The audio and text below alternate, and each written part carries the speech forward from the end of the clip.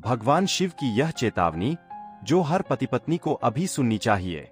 भगवान शिव कहते हैं, जिस घर में अहंकार बोलता है वहां प्रेम धीरे धीरे मर जाता है। जहां अपनों की इज्जत नहीं होती वहां सुख कभी टिकता नहीं। क्रोध, कटु वचन और स्वार्थ, ये वही आग है जो परिवार को अंदर ही अंदर जला देती है। याद रखो, घर ईंटों से नहीं, धैर्य, संस्कार और विश्वास से बनता है।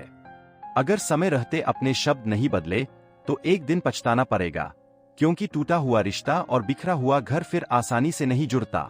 महादेव की चेतावनी सुन लो। परिवार को जीतना है तो पहले अपने अहंकार को हराना सीखो। महादेव कहते हैं, जिस घर में पति पत्नी एक दूसरे का सम्मान नहीं करते वहां सुख कभी स्थायी नहीं रहता। आज संसार में रिश्ते टूट क्यों रहे हैं? पति पत्नी से दूर क्यों हो रहा है? पत्नी पति से नाराज क्यों है? घर होते हुए भी लोग अकेले क्यों हैं? क्योंकि प्रेम कम और अहंकार ज्यादा हो गया है।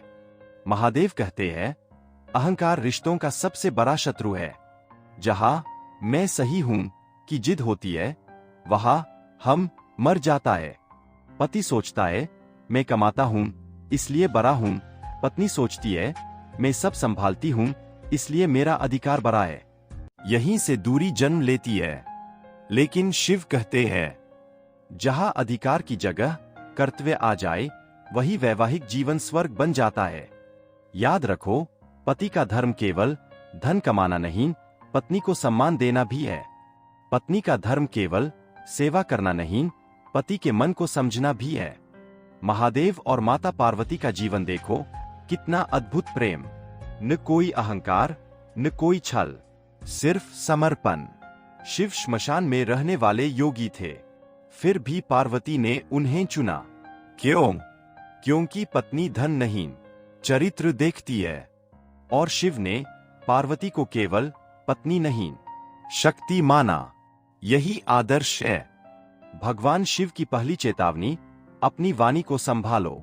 कटु वचन तीर से भी अधिक घाव देते हैं। एक बार बोले गए शब्द वापस नहीं आते। पति पत्नी में क्रोध आएगा तो मतभेद होंगे, लेकिन अपमान मत करना, क्योंकि अपमान प्रेम को मार देता है। महादेव कहते हैं, जहां शब्दों में विष है वहां जीवन में अमृत नहीं ठहरता। सोचो, कितने घर सिर्फ इसलिए टूट गए क्योंकि किसी ने समय पर माफ करना नहीं कहा। एक माफी एक रिश्ता बचा सकती है, एक अहंकार जीवन बर्बाद कर सकता है। शिव कहते हैं, झुकोगे तो टूटोगे नहीं। पति अगर पहले झुक जाए तो छोटा नहीं हो जाता। पत्नी अगर पहले मना ले तो हारती नहीं। प्रेम में हार भी जीत होती है। लेकिन आज लोग रिश्ते निभाते नहीं, रिश्तों से हिसाब मांगते हैं। मैंने इतना किया, उसने क्या किया? यही सोच विष है। प्रेम सौदा नहीं होता, प्रेम समर्पण होता है। पति पत्नी एक दूसरे के रहे से बाहर मत ले जाओ। घर की बात घर में रहे। जो अपने जीवनसाथी की कमजोरी दुनिया को बताता है, वह स्वयं अपने घर की नींव तोड़ता है। शिव कहते हैं, विश्वास टूट जाए तो रिश्ता सांस तो लेता है, पर जीता नहीं। विश्वास वही डोर है जो विवाह को बांधती है। शक उस डोर को काट देता है। अगर पति पत्नी पर शक करे या पत्नी पति पर, तो समझो घर में शांति समाप्त। महादेव कहते हैं, संदेह से बड़ा कोई जहर नहीं। सवाल पूछो पर आरोप मत लगाओ। समझो पर परखो मत। प्रेम भरोसे पर टिकता है। अब सुनो शिव की तीसरी चेतावनी, एक दूसरे को समय दो। आज लोग दुनिया के लिए समय रचते हैं, पर अपने जीवन साथी के लिए नहीं। मोबाइल है, सोशल मीडिया है, पर बात नहीं। साथ है, पर जुड़ाव नहीं।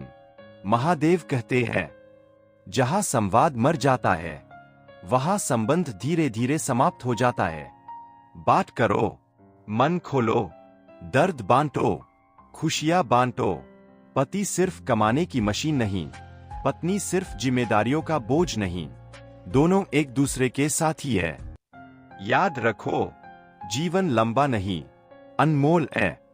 जो आज साथ है वह कल हो भी सकता है, नहीं भी। इसलिए प्रेम जताओ। महादेव की चौथी चेतावनी। क्रोध में निर्णय मत लेना। क्रोध में बोले शब्द जीवन भर रुला सकते हैं।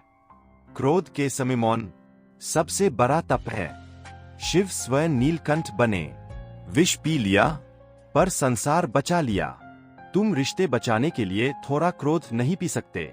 सोचो, यदि हर झगड़े में तलाक की बात होगी तो विवाह बचेगा कैसे? शिव कहते हैं, रिश्ते तोड़ना आसान है, निभाना तपस्या है। पति पत्नी का रिश्ता तपस्या है, इसे निभाना पड़ता है। अब सुनो बहुत बड़ी चेतावनी। तीसरे व्यक्ति को अपने बीच मत आने दो, चाहे दोस्त, चाहे रिश्तेदार, चाहे कोई बाहरी व्यक्ति। जो पति पत्नी के बीच फूट डाले वह घर नष्ट कर देता है। महादेव कहते हैं, जहां बाहरी हस्तक्षेप बढ़े वहां गृहस्थी कमजोर पड़ती है। पति पत्नी पहले एक दूसरे को सुने, दुनिया बाद में। अब सबसे गहरी बात, भगवान शिव कहते हैं, पत्नी का अपमान करने वाला कभी सुखी नहीं होता और पति का तिरस्कार करने वाली स्त्री शांति नहीं पाती, क्योंकि दोनों एक दूसरे के पूरक है। एक बिना दूसरा अधूरा। शिव बिना शक्ति शव है, शक्ति बिना शिव अधूरे। यही संदेश है। पति पत्नी प्रतिस्पर्धी नहीं, सहयात्री है। एक गिर जाए दूसरा संभाले, एक टूट जाए दूसरा जोड़े। यही विवाह है। महादेव की पांचवीं चेतावनी। रिश्ते में तुलना मत करो। दूसरों के पति से दूसरों की पत्नी वैसी, यही तुलना आग लगाती है। तुम्हारा रिश्ता अद्वितीय है, उसे दूसरों से मत तौलो। शिव कहते हैं, तुलना प्रेम को खत्म करती है। स्वीकार करो, यही प्रेम है। अब सुनो एक ऐसी बात जो जीवन बदल देगी।